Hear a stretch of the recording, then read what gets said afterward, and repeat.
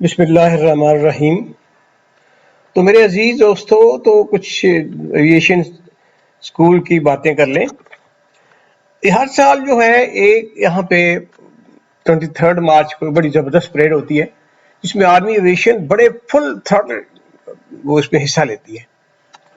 اس میں زیادہ تر جو فلائنگ پاس وغیرہ ہوتا ہے یہاں آرمی ایویشن اسکول والے وہ یہاں پہ جو ہوتے ہیں وہ اس میں حصہ لیتے ہیں۔ بیسیکلی تو یہ ہے کہ یہاں پہ ہیں وہ، لیکن ساتھ ساتھ یہ بھی ہے کہ یہ ایویشن اسکول کے انسٹرکٹر جو ہیں better skilled as compare to normal standard pilot, تو وہ یہاں پہ بڑے اچھے جو اس میں دو میجر ایونٹس تھے نا ان دنوں میں، تو وہ ہوتے تھے ایک تو فلائی پاسٹ، یعنی کہ کوئی 30-35 جہاز جو تھے وہ تقریباً سارے جہاز جو تھے جو سروسیبل ہوتے ہیں دمیال میں L-19، تو وہ سارے فارمیشن فلائنگ کرتے تھے۔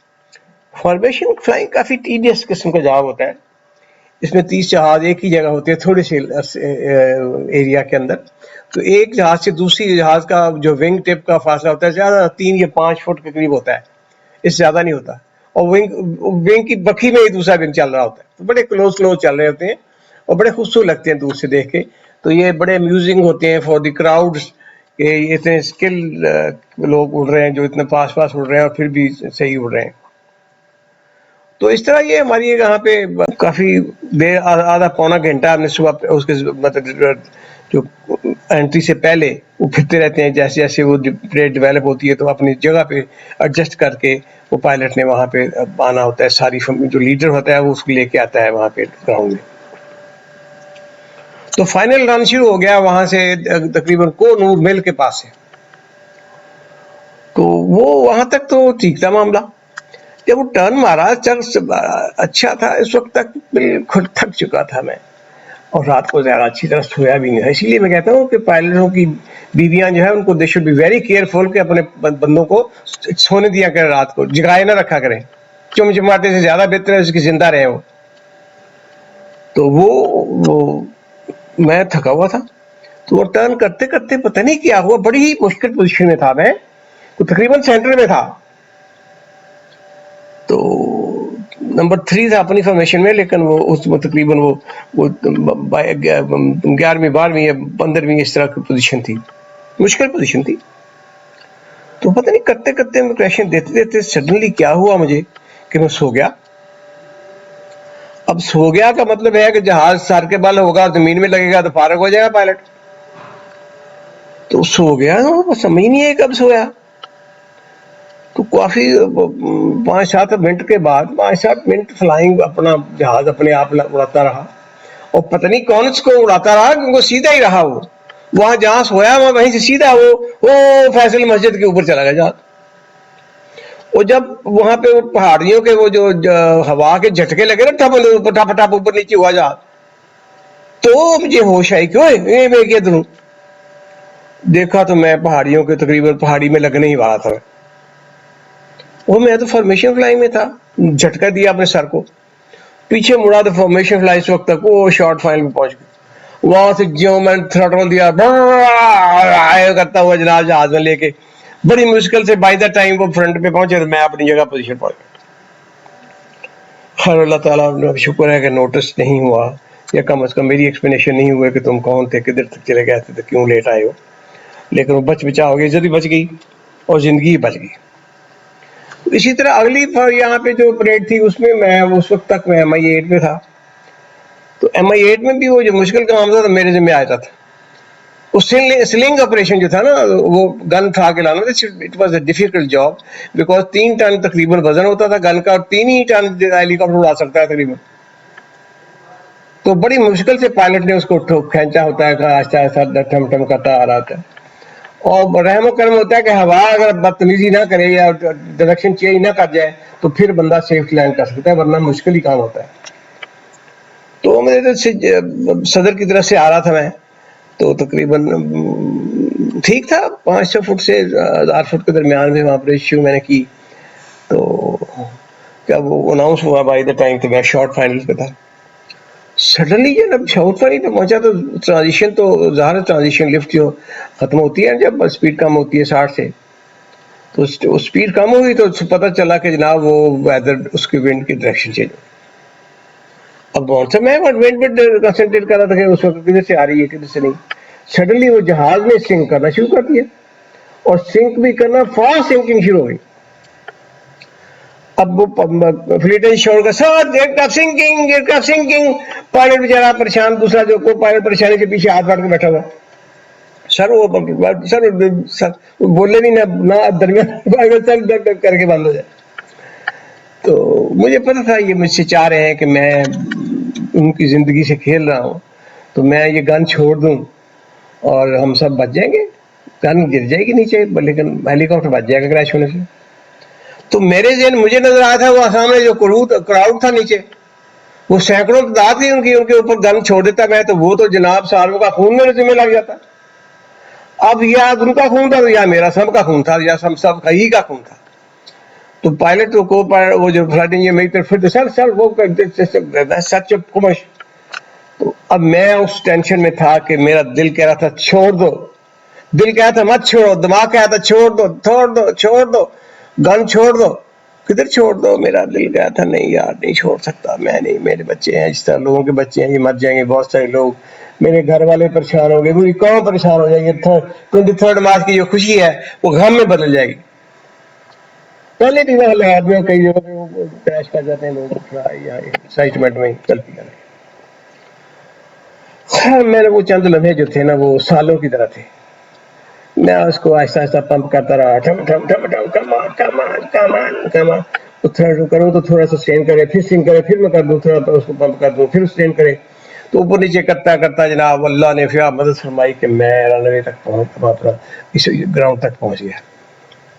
تو گراؤنڈ کے پہنچے, تھوڑا کنفیوژن ہوا تو جہاز میں تھوڑا سا اسٹیبل ہوا تو میں نے وہیں پہ اس کو نیچے رکھا اور اٹھایا میں نے جہاز, تو ٹیک آف کر گیا. اسی وقت انہوں جہاز نے گن والوں گن لوڈ کی اور داڑ کی آواز آئی, دھماکہ زبردست ہوا.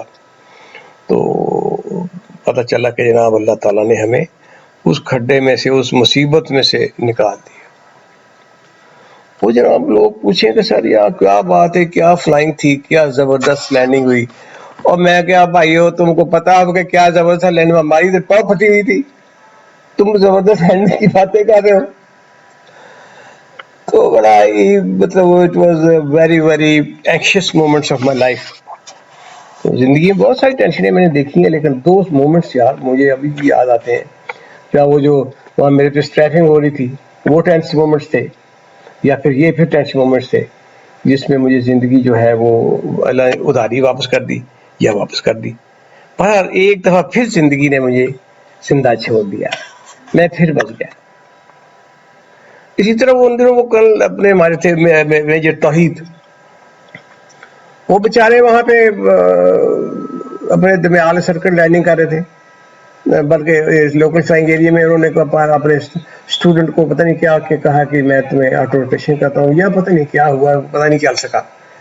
تو وہ وہاں پہ کریش کر گئے, وہ دھواں اٹھنا شروع ہو گیا ایک جگہ سے. تو وہ اپنا پریشانی ہوگی, سب لوگ وہاں دوڑ پائی گئے, ادھر گیا تو پتہ لگا کہ وہ ایلیویٹ جہاز تھا. تو توحید صاحب بیٹھے ہوئے تھے اپنی کرسی پہ, ساتھ اسٹوڈنٹ بھی بیٹھا ہوا تھا, اور دونوں جل چکے تھے. ان کے ڈھانچے تھے وہاں پہ بیچارے, جہاز کا بھی ڈھانچہ تھا اور ان کا بھی ڈھانچہ تھا. تو یہ روٹین ورک جو تھا یہ کافی ٹیڈیس تھا, کافی ٹائرنگ تھا. تو اس طرح یہ ہمارے جو ایک دن ہمارے بیس کمانڈر صاحب نے فلائٹ سیفٹی میٹنگ لی, وہاں پہ دمیال میں ہوتی تھی. تو وہ میرے ساتھ ایک کیپٹن تھا, وہاں پہ وہ بریفنگ کرتے ہوتے ہیں کہ اس مہینے میں کیا ہوا, کس نے کیا کیا, کتنی سیفٹی پرابلمز آئے, کتنے جہازوں نے فورس رہنے کی, کیا ہوا. تو میرے ساتھ ایک کیپٹن تھا بیچارہ, جونیئر سا کیپٹن تھا مشاق جہاز کا. تو بیس کمانڈر نے اس کا نام لیا, وہ کھڑا ہو ڈٹ کے. اس نے کہا جی تمہیں پچھلے اس مہینے میں تم نے زبردست قسم کی یہ کی تھی لینڈنگ, اور تم نے جہاز کا جو تھا وہ ہیوی لینڈنگ کی تھی, اور اس کا جناب تم نے نیچے سے گیئر وہ ٹیڑھا کر دیا, اس کا لینڈنگ گیئر ٹیڑھا ہو گیا, اور وہ جہاز کو ڈیمیج کیا, کافی نقصان کیا تم نے, کیسے ہوا تھا. تو وہ کہتا سر سڈنلی وہ چینج ہو گئی تھی تو مجھے نہیں سمجھ آئی, تو میں جو ایکسپیرینس اتنا تھا نہیں, تو جہاز سنک کر گیا, میں اس کا وقت پہ میں اس کو پاور نہیں دے سکا, کنٹرول نہیں کر سکا, تو وہ جہاز لگ گیا زمین کے اندر. خیر انہیں خوب اس کی ڈانٹ ڈپٹ کی. تو مجھ سے نہ رہا گیا، تو میں اٹھ کے کھڑا ہو گیا. تو میں نے کہا، میں اس کیپٹن کو کہا تم سٹ ڈاؤن. تو وہ بیس کمانڈر مجھ سے پوچھتے ہیں ہاں Iftikhar what is wrong with you. میں کہا سر یہ بچے کو آپ نے تو بڑا اچھی طرح سبق دیا ہے اور بڑا اس نے غلط کام کیا ہے، اس کی ایسے ہونا نہیں چاہیے، لیکن اس نے کیا ہے تو یہ شوڈ بی پنشڈ.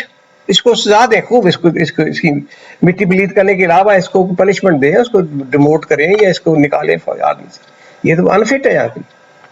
وہ کہ نہیں، میں نے کہا نہیں کیا مجھے سر ایک چھوٹا سا میرا ریکویسٹ ہے، وہ بھی آپ پوری کر لیں. انہوں نے کہا وہ کیا؟ میں نے کہا یہ سال ہو گیا کہ یہاں پہ دمیال میں ایک جو ہیلی کاپٹر تھا ایلیویٹ، وہ یہاں پہ لو فلائنگ کرتے ہوئے نالے کے اندر، وہ پتہ نہیں کیا کر رہا تھا کہ وہاں وہ گر گیا نالے کے اندر اور وہاں جہاز سمیت پائلٹ ڈوب گئے اور غوطے غاتے کھا کے باہر آ گئے پائلٹ. تو وہ انکوائری جو ہے آج تک فلائٹ سیفٹی میٹنگ میں نہیں آئی پچھلے 2 سال سے. 2 سال سے آپ ہی اس چیئر میں ہیں. ان کا ہے ہاں جی. وہ کہتا اچھا افتخار بیٹھ جاؤ. میں کہا نہیں بیٹھ تو میں جاؤں گا سر، لیکن یہ بتا تو دے کم از کم اس پلیٹ فارم پہ وہ کیا ہوا تھا، کیسے تھا، کس نے کیا تھا، پھر اس پر کیا پائلٹوں کی ایرر تھی یا نہیں تھی، اور تھی تو ان کو پائلٹوں کو کیا پنشمنٹ ہوئی تھی.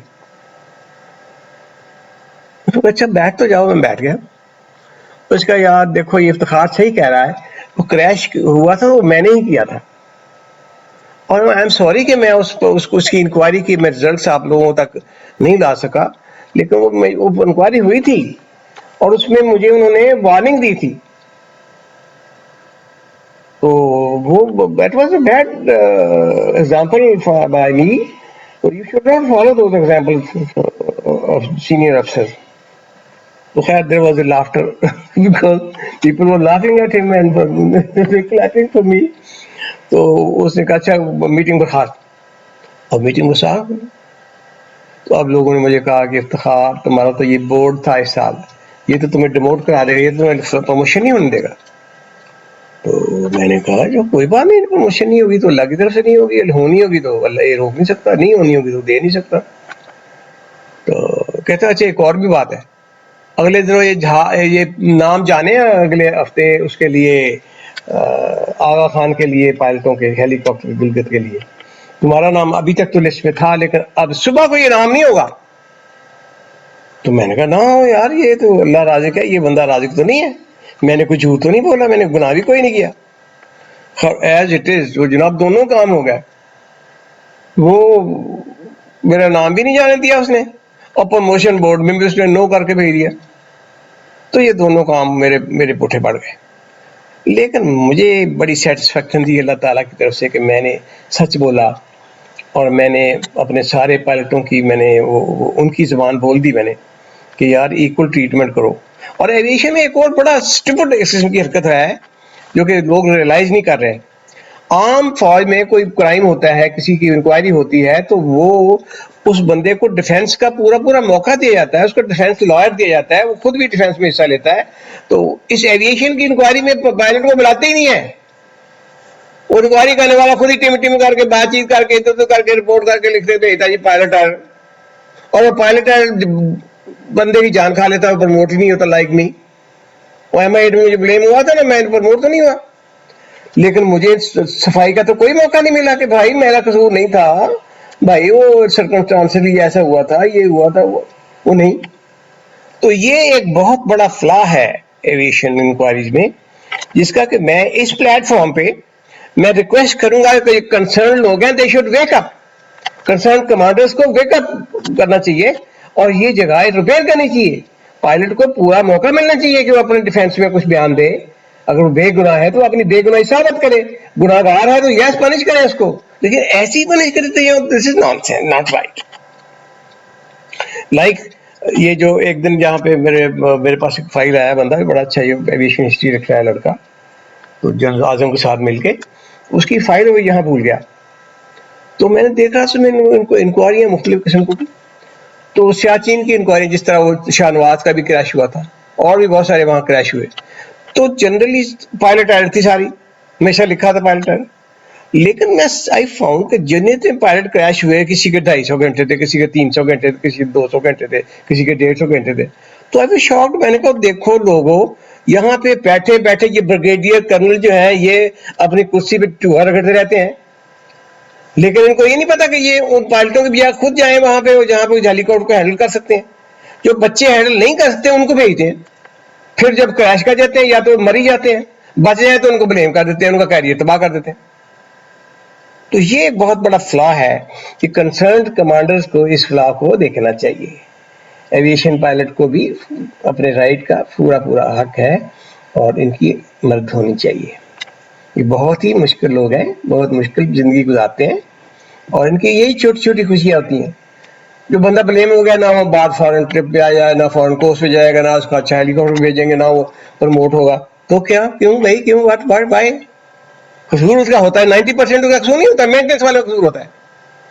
اور جب ڈال دیتے ہیں اس کو کہ یہ پائلٹ ہوتا ہے پائلٹ. تو یہ تھوڑا سا آسپیکٹ ہے جو کہ دیکھنے والا. ایک ہمارے ہوتے تھے قاسم شہید, وہ بیچارے کا پرابلم تھا, ان کے گھریلو بیوی لڑتی رہتی تھی.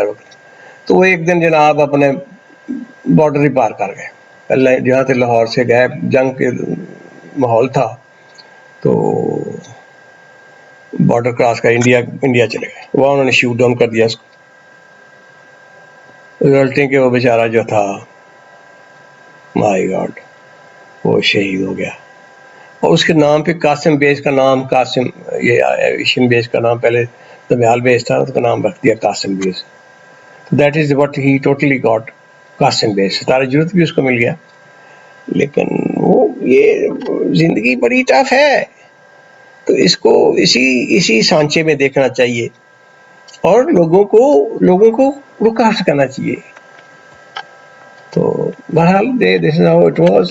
آج کی باتیں اتنی کافی ہیں, تو پھر انشاءاللہ ملتے ہیں بریک کے بعد. Have a nice day. اور کائنڈلی جن لوگوں نے سبسکرائب نہیں کیا وہ مجھے سبسکرائب کر لیں, تاکہ اور شیئر بھی کر لیں, لائک ہے تو لائک بھی کر لیں, تاکہ پھر ہم آگے چلیں. چلو ملتے ہیں بریک کے بعد. اللہ حافظ.